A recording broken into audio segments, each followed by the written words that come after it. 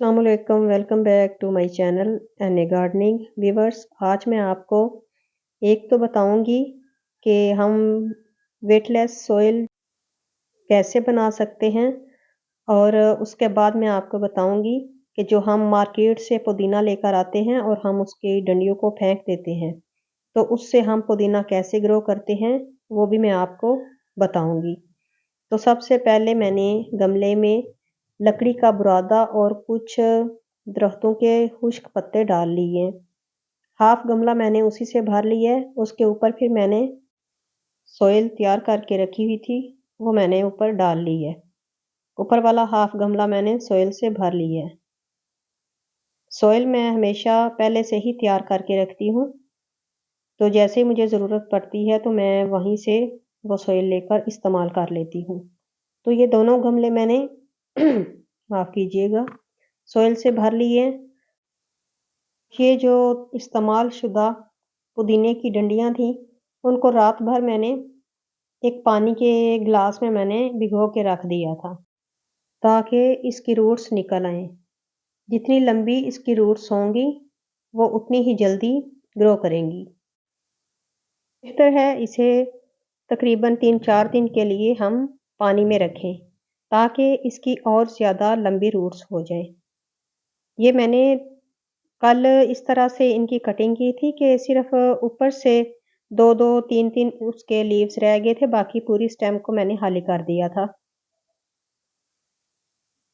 ये 3 जो है वो मैंने आपको दिखाने के लिए रखी हैं कि आपके सामने मैं इनको लीव्स को रिमूव करूँगी, ताकि आपको पता चल सके कि हमें कितनी सी स्टेम चाहिए खाली और कितनी चाहिए लीव्स वाली। तो लीव्स को हटाते हुए आप एहतियात बरतिएगा, क्योंकि इसकी ऊपर की जो स्टेम की छाल है वो नहीं उतरे। अगर वो उतर जाए तो फिर थोड़ा मसला बनता है, खुश्क भी हो सकती है स्टेम, ग्रो नहीं करेगी। तो इसलिए इसे एहतियात से लीव्स को रिमूव करें और कटिंग लगाने के लिए तैयार कर लें। इन स्टेम्स को पानी में रखने से पहले इन स्टेम के एंड्स को सही तरह से कटिंग कर लें, ताकि वो फ्रेश हो जाएं। अगर फ्रेश होंगी तो वो अपनी खुराक जल्दी लेंगी और जल्दी ये स्टेम्स ग्रो करने के लिए तैयार होंगी।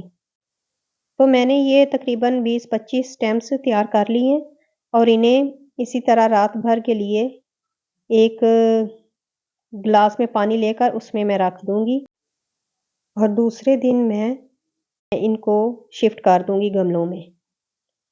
3-4 दिन भी हम रख सकते हैं, मगर मैंने सिर्फ एक रात ही रखा है। ये मैंने तैयार की हुई सॉइल में अब मैं इन स्टेम्स को रखूंगी, आमने सामने हम इन्हें रखेंगे। पुदीने को इस तरीके से ग्रो करने का क्या फ़ायदा है वो भी मैं आपको बताऊंगी। तो इसी तरह आप देख रहे हैं कि मेरी जितनी भी मैंने स्टेम्स रखी हुई थी, उन सब में स्प्राउटिंग शुरू हो चुकी है। वाइट वाइट कलर की जो लाइनें आपको नज़र आ रही थी, वो पुदीने की रूट्स हैं। ये देखें, इस स्टेम पे भी उसी तरह वाइट वाइट रूट्स आ चुकी हैं।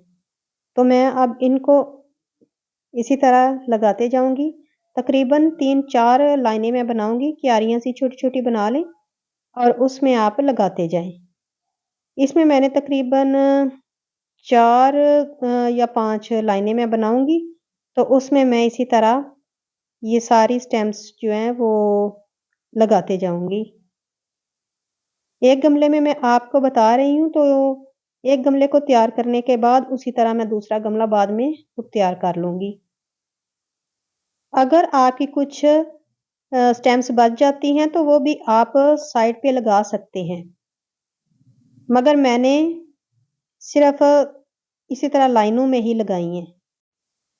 रमज़ान का महीना है और हर घर में ही समोसे पकौड़े वगैरह बन रहे हैं, तो तकरीबन हर घर में ही चटनियाँ भी तो ज़ाहिर है बन रही हैं। तो हम इन स्टेम्स को फेंक देते हैं, इनसे लीव्स वगैरह कलेक्ट करके।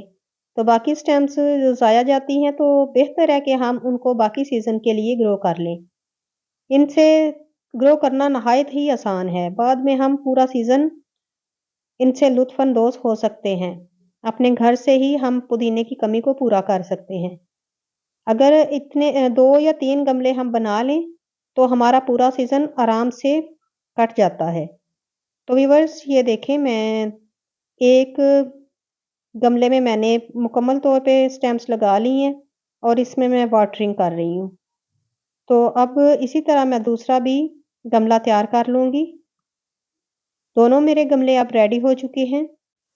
जी, तो व्यूअर्स ये मेरी वीडियो आपको कैसी लगी कि कैसे हम नकारा चीज़ को इस्तेमाल में ला सकते हैं। तो अगर आपको वीडियो पसंद आई है तो प्लीज़ लाइक करें, सब्सक्राइब करें और ज़्यादा से ज़्यादा शेयर करें। मुझे दीजिए इजाज़त। ओके, अल्लाह हाफ़िज़।